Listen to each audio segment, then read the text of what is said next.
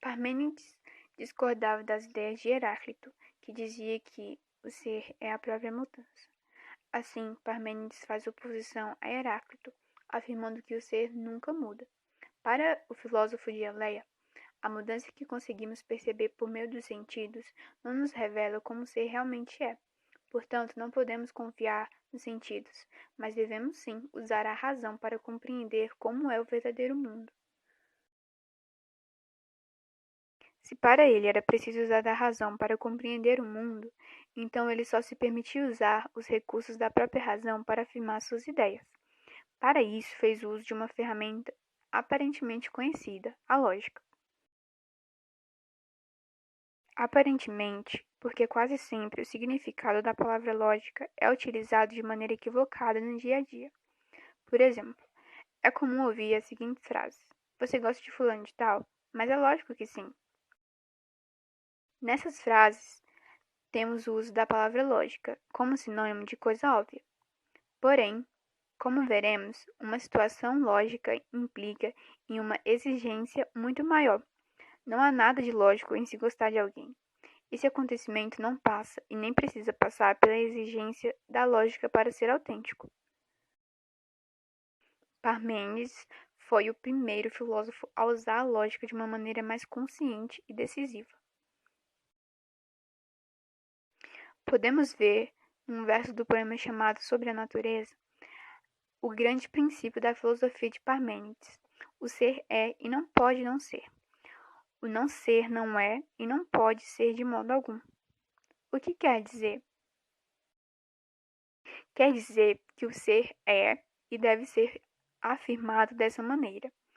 É logicamente impossível afirmar que o ser que é deixe de ser ou que simplesmente não seja, pois ele simplesmente é. O não ser não é e não pode ser, isto é, existir de qualquer modo. É impossível afirmar a existência do não ser, porque simplesmente o não ser não é. Para Parmênides, o ser é.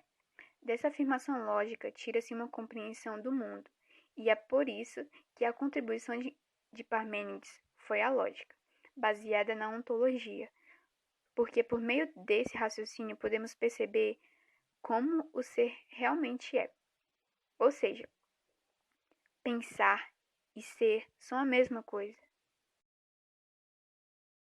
A partir desse ponto, entramos em outra parte da filosofia de Parmênides. Assim, pensamento e ser se coincidem e são a mesma coisa. Então, o ser é a única coisa que podemos pensar e dizer. Também podemos expressar esse raciocínio de outra forma. Nossa linguagem é igual ao ser. Essa também é uma das grandes questões que Parmênides evoca, que é encontrar o não ser. Os homens baseiam-se muito mais em seus sentimentos para conhecer o mundo. Por meio deles, percebem a mudança, o nascimento e a morte, portanto, o não ser. Entretanto, o eu lírico do poema A Deusa ressalta que só o pensamento pode compreender as coisas como elas realmente são. Admitir a mudança é admitir o não ser, porque a mudança gera os opostos. Por exemplo, uma árvore que era nova passa a ser velha. Assim, ela é não nova. O que sai do princípio estabelecido por Parmênides. O ser é e não pode não ser. Desse modo, pensar que o movimento das coisas seria fazer um julgamento falso, seria deixar-se levar pelas aparências.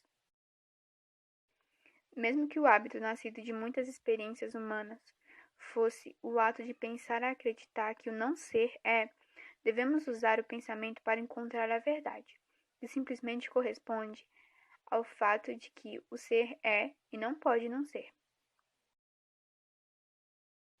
Usando sempre a lógica, Parmênides consegue analisar as características do ser.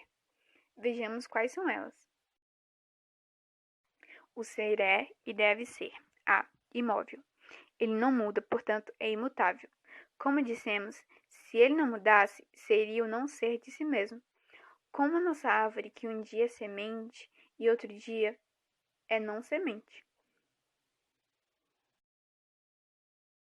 O ser é e deve ser a. Imóvel. Ele não muda, portanto, é imutável. Como dissemos, se ele mudasse, seria o não ser de si mesmo. Como a nossa árvore, que um dia é semente e no outro dia é não semente. E o que é o não ser? O não ser simplesmente não é. Não existe, é impossível que seja dito e até mesmo que seja pensado. O ser é e deve ser b. Uno. Ele é único, pois se houvesse outro ser, o que ele seria? Ele seria o não ser do nosso primeiro ser. No entanto, o não ser simplesmente não é. Não existe, é impossível que seja dito e até mesmo seja pensado. O ser é e deve ser C, pleno. Ele é pleno porque se houvesse algum espaço, vácuo, fenda ou buraco em seu interior, o que esse buraco seria? O não ser. Mas o não ser simplesmente não é. Não existe, é impossível que seja dito e até mesmo seja pensado. O ser é e deve ser D, indivisível. Ele é contínuo porque se ele por acaso se dividisse, o que seria essa nova parte? Contudo, o não ser simplesmente não é, não existe, é impossível que seja dito, até mesmo em pensamento. O ser é, e deve ser, é, eterno. Ele não nasceu, não cresceu, não pereceu e não morrerá. Não tem passado, pois se tivesse esse passado seria o não ser do presente. Não tem futuro, porque se tivesse esse futuro seria o não ser do presente. Todavia, o não ser simplesmente não é, não existe, é impossível que seja dito, até mesmo em pensamento.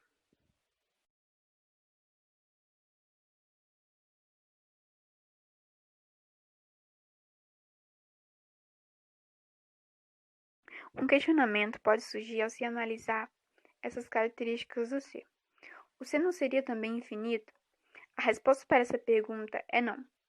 Essa palavra, para os gregos, significa também aquilo que é indeterminado, tanto no tempo como no espaço. Então, algo que é infinito, digamos, está sempre em crescimento. Com esse questionamento, mais uma vez, esbarra-se no mesmo problema. Ao crescer, ao não ser, que simplesmente não é, ou seja, não existe. Diante de todas as características reunidas, Parmênides chega a referir-se ao ser como uma esfera, única, eterna, plena, imóvel e indivisível. A contribuição de Parmênides foi estabelecer um contexto que foi e é usado até hoje na filosofia. A diferença entre a verdade e a opinião. Ou melhor, ele começa a estabelecer as noções do que a verdade deve ter para ser compreendida como tal, e coloca a opinião como o oposto da verdade. A opinião é aquilo que carece de fundamento, de constância, de firmeza e de plenitude. É aquilo que parece ser, mas não é. Se por um lado ele disse como o ser deve ser, por outro lado, disse que toda experiência sensorial, isto é, tudo aquilo que vemos, sentimos e experimentamos no mundo concreto, não é só uma ilusão, como o não ser. Com esse raciocínio, é como se o mundo não existisse, de acordo, é claro, com um pensamento que só tomaria como verdade o ser e todas as suas características.